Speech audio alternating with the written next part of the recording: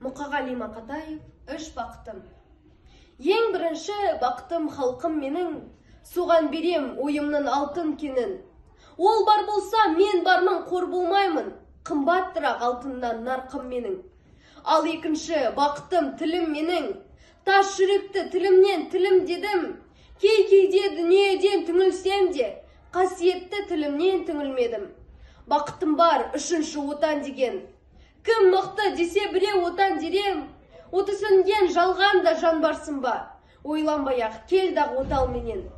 Түтін түтет өсірбі көгере бер, немерелер көбейсін шөберелер. Жадында ұста жақсылық күтпегейсін, от емес оқсырасан менен егер. Үш бірдей бақытым бар алақанда, мені мұндай бақытты жаратар ма?